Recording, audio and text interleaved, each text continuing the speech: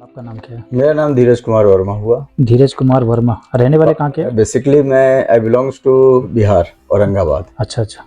लेकिन मैं इलाहाबाद में मैं जॉब करता हूँ। मैं ऑपरेशन मैनेजर हूँ द लीजेंड होटल अच्छा इलाहाबाद में। ये आपके पिताजी? मेरे पापा हैं। क्या नाम इनका? शैलेंद्र कुमार वर्मा। शैलेंद्र कुमार वर्मा। उम्र इनकी 65 है। 65 है। ठीक है। आप मेरे पास आए थे सर 11/2/2023 को।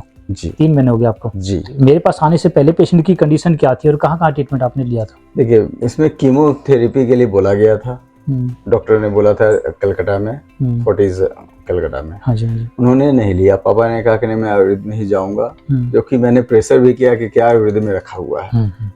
ठीक है, जाइए, चलिए, आपका इंजेक्शन दिया है डॉक्टर ने। मैंने दवा भी खरीदवा दिया था जो डॉक्टर ने लिखा था प्रिस्क्रिप्शन पर। दवा लिए ही, एक दवा नहीं लिए हो। क्या कि नहीं, मैं जाऊंगा तो वहीं आयुर्वेदिक में जाऊंगा। अच्छा जी।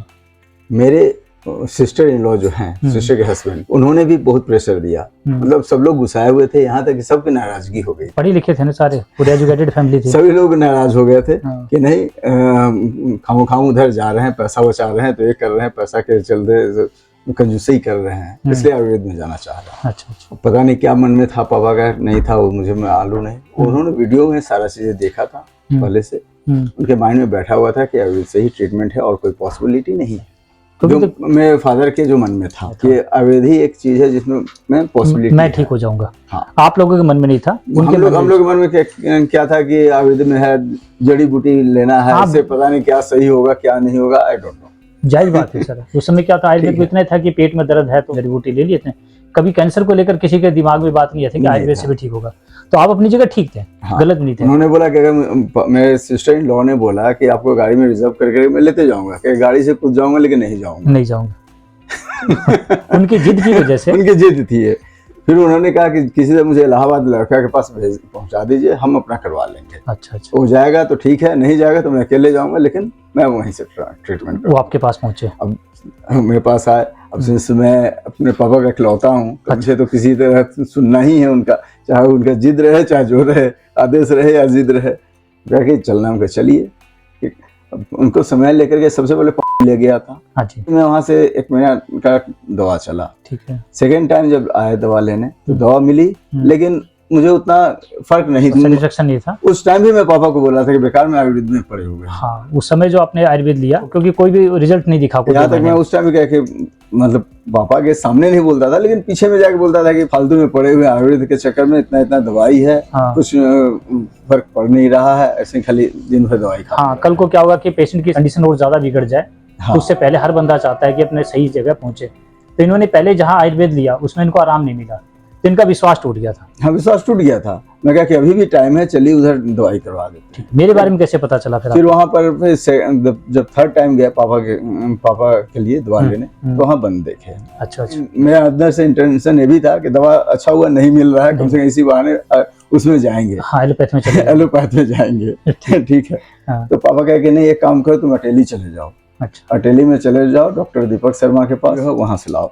अब उनकी भाई जिद मानना था। फिर फंस गया।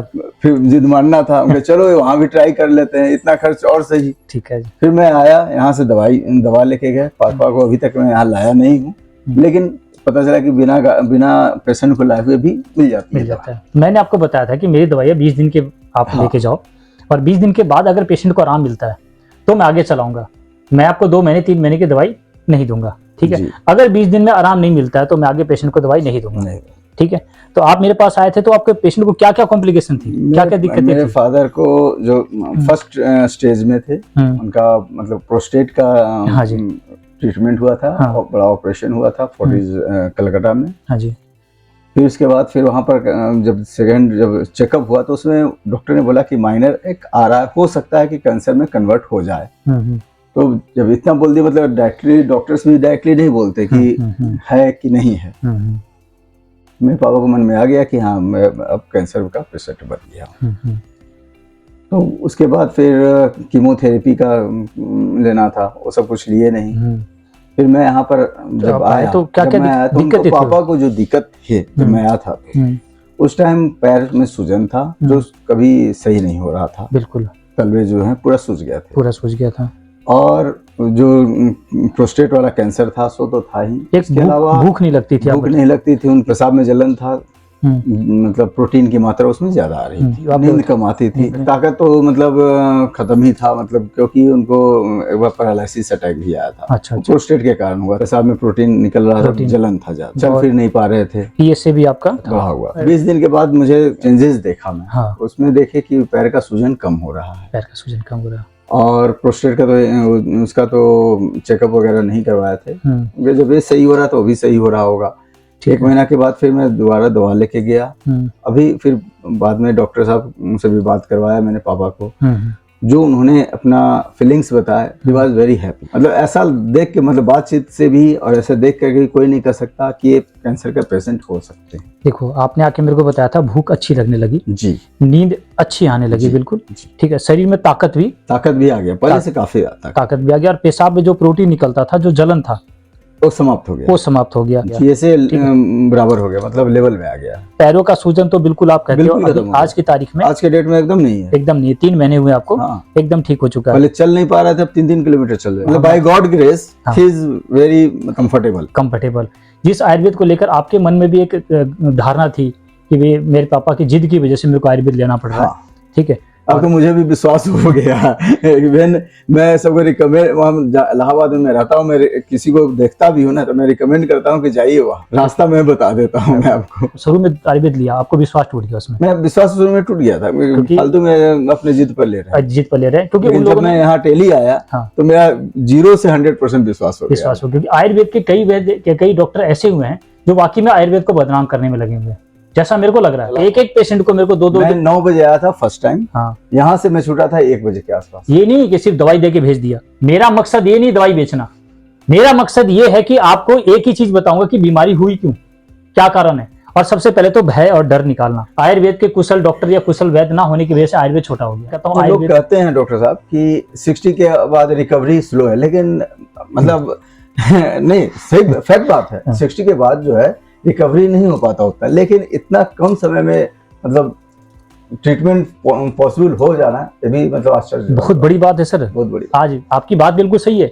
60 के बाद इम्यूनिटी पावर बॉडी की वैसी कम होती है तो रिकवरी बड़ा स्लो है, लेकिन यहाँ कहाँ स्लो है? 65 साल की उम्र के हैं और इनका रिकवरी हो गया, तो मैं भी चाहता हूँ आयुर्वेद सीखो आप लोग, मैं नहीं कर रहा हूँ कि मेरे पीछे भागो, मैं तो कहता हूँ कि इलाहाबाद से आओ, इलाहाबाद में आप लोग वहाँ पर पेशेंट को आप लोग ही देखो, मैं इस आयुर्वेद को घर घर तक ले जाना चाहता हूँ, और अपने लिए सीखो। अगर वहां जाके भी मत बोलो कि मेरे को डिग्री चाहिए, मेरे को बोलो आपकी डिग्री नहीं चाहिए, मेरे को नॉलेज चाहिए। बस डिग्री में कुछ नहीं रखा, नॉलेज मेन है। नॉलेज, डिग्री वाले के पास तो आप जा चुके थे जी, ऑपरेशन भी करा लिया था, कीमो चढ़ गया था, उसके बाद फिर तो कोई पॉसिबिलिटी, बहुत लेट से रिकवरी होता है। जो मेरा 3 महीना में फादर का हुआ, वो करीब हो सकता था साल घिस जाए। सर आपको पता है कि कीमो कितना नुकसान करता है, इस उम्र के अंदर कीमो सहन करते भी नहीं के पेशेंट, वो भी डिपेंड करता है ना बॉडी पर। बिल्कुल, तो मैं यही चाहता हूँ कि आप लोगों को आयुर्वेद के प्रति लोगों को जागरूक करो। Thank you sir.